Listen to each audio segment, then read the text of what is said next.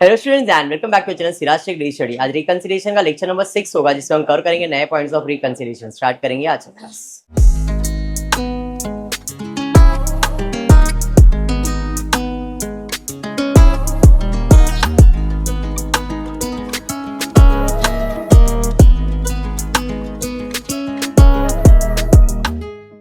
Lecture number 6 आज थोड़ा सा अलग है। सम ध्यान, मैंने पीछे लेक्चर में कहा था आप सम थोड़ा सा अलग लेने वाले अपन।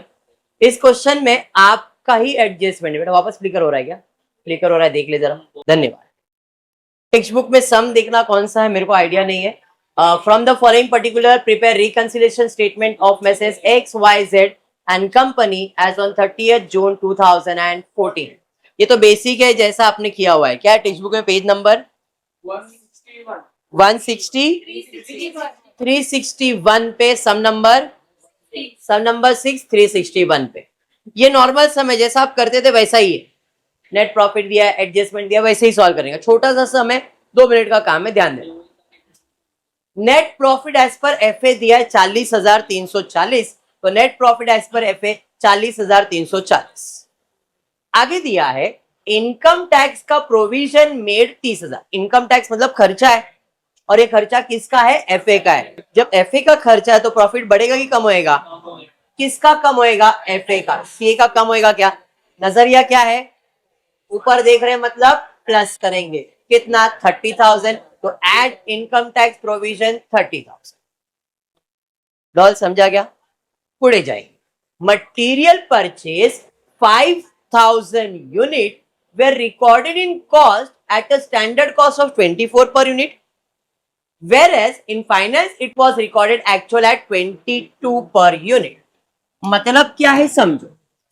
आपने कितना यूनिट परचेज किया? 5,000 यूनिट परचेज किया।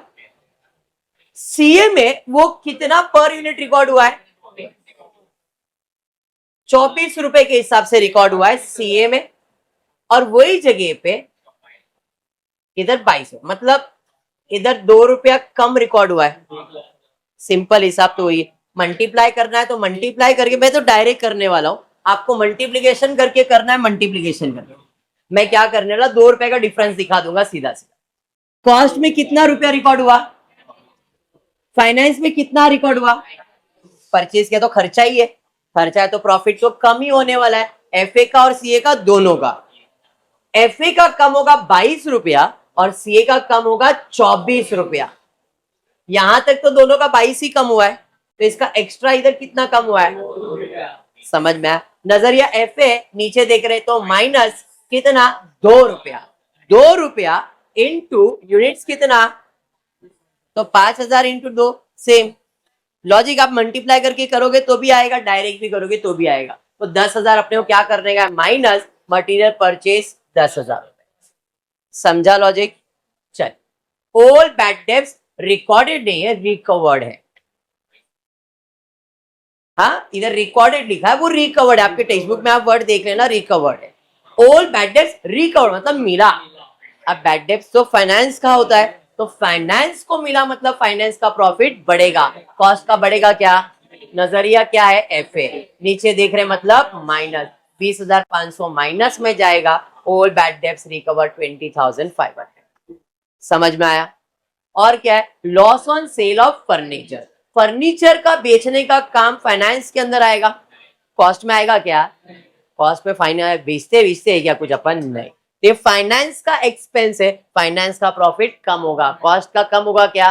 कितना कम होगा भाई? 4,100। नजरिया FA से CA ऊपर देख रहे मतलब प्लस, और कुछ नहीं। 34,120 3500 बराबर। इसमें ये प्लस और ये माइनस करेंगे तो जो आएगा वो आएगा net profit as per CA 43,960। समझा यहां तक? बेसिक था ये सम। हाँ, चलिए अपग्रेड करते। अब फाइनेंशियल अकाउंट बना के दिया है, ट्रेडिंग प्रॉफिट एंड लॉस बना के दिया है, और एडजस्टमेंट दिया हुआ है। कभी कभी एडजस्टमेंट नहीं भी देंगे, हमको पहचानना एडजस्टमेंट और सॉल्व करना। ये अपग्रेडेड वर्जन है अभी, not full upgraded but 1 step upgraded. Statement से अकाउंट के ऊपर आ गए। अब firm trading profit and loss account is as follow. Trading profit मतलब फाइनेंशियल दिया हुआ है, फाइनेंस का प्रॉफिट भी दिया, मतलब तो नेट प्रॉफिट एज पर एफए कितना 30,450। द प्रॉफिट एज पर कॉस्ट अकाउंट 29,006।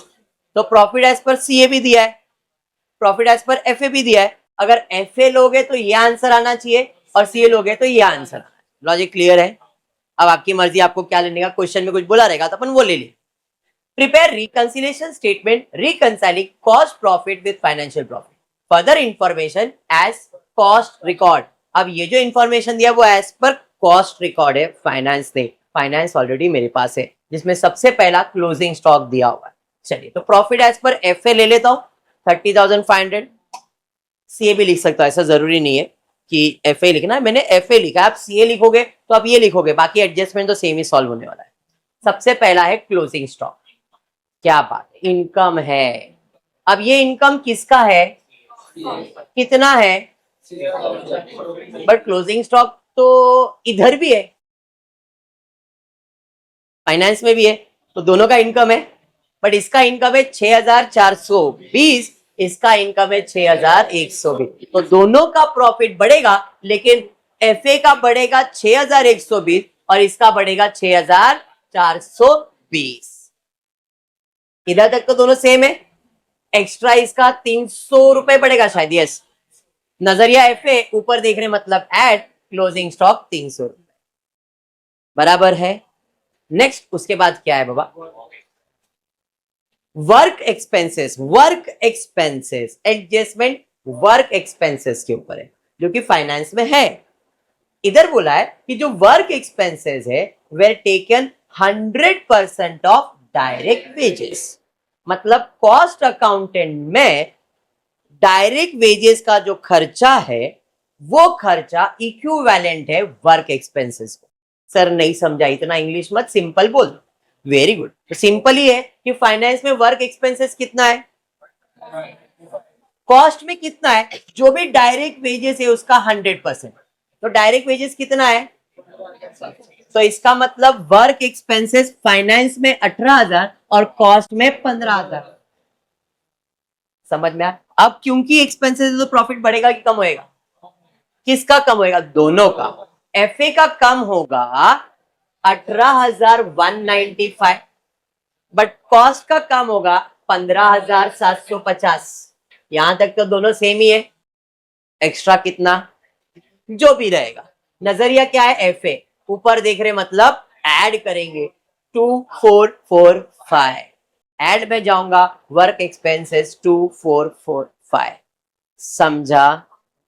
सर उसको नीचे क्यों लिख दिया, अगर ये फालतू सा डाउट अगर मन में आया है तो आप ऊपर लिखो, मेरे को कोई तकलीफ नहीं। एनिमेशन वाले ने नीचे रखा है तो वो नीचे है, ठीक है।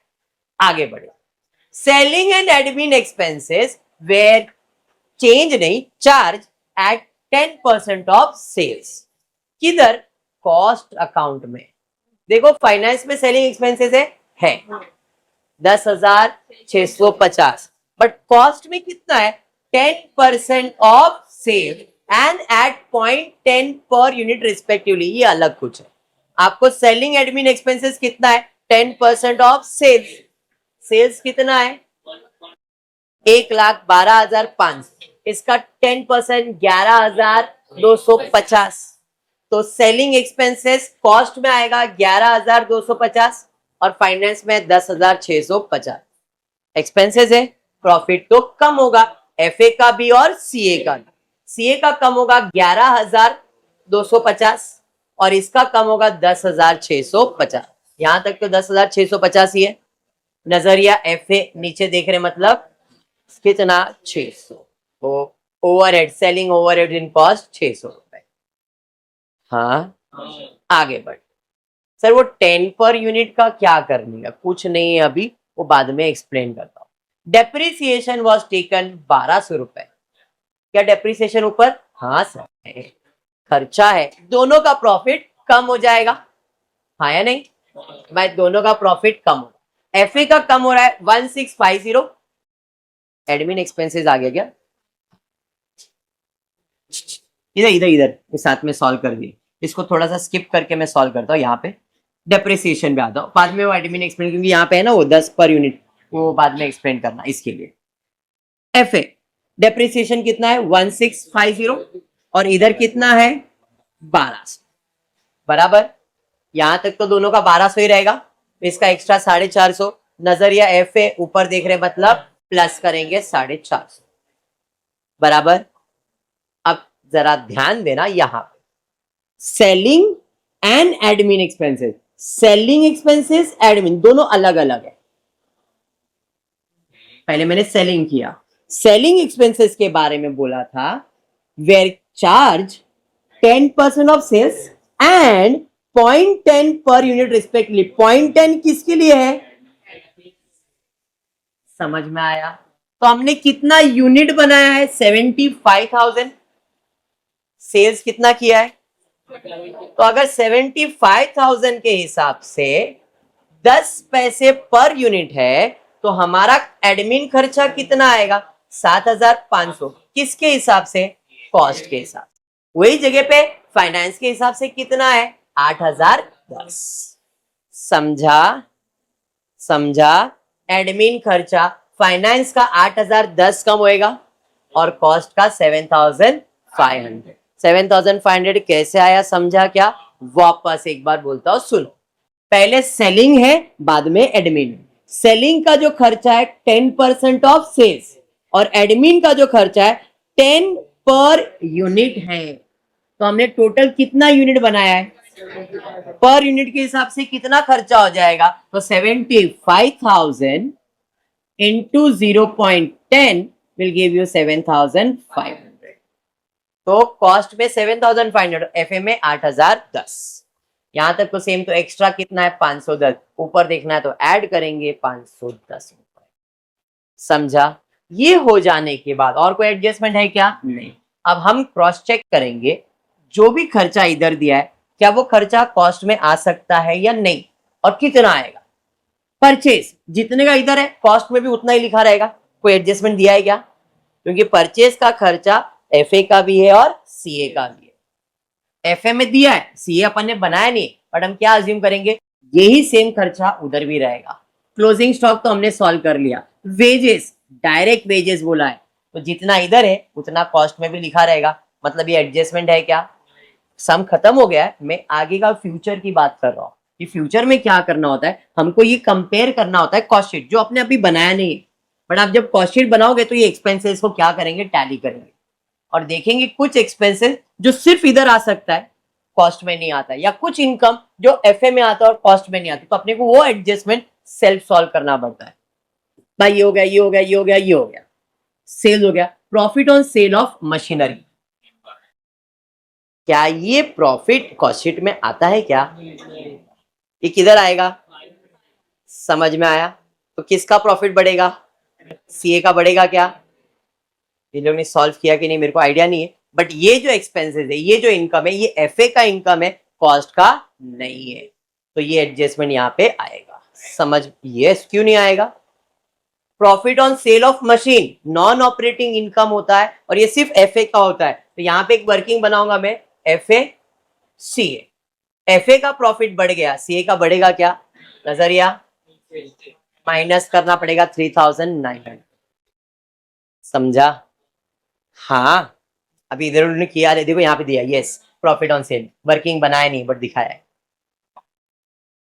समझा, समझ में आया क्या बोल रहा हूँ। इन्होंने वर्किंग नहीं किया है बट मैंने वर्किंग बना के दिया है। क्यों आएगा ये, क्योंकि ये खर्चा या ये फायदा सिर्फ एफए में होता है, सीए में नहीं होता है। बाकी सारे एक्सपेंसेस तो सीए में होते हैं, कोई एडजस्टमेंट नहीं दिया है तो अजम्पशन किया कि उधर भी सेम है, इसलिए बोला नहीं है।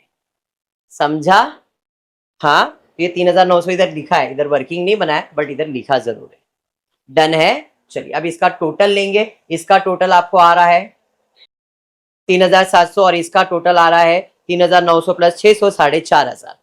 इसमें ये प्लस और ये माइनस करोगे तो नेट प्रॉफिट आना चाहिए 29,655 जो कि आपको क्वेश्चन में दिया है। अगर आप 3,900 नहीं लिखते तो आपको ये प्रॉफिट नहीं आता। समझा, क्लियर।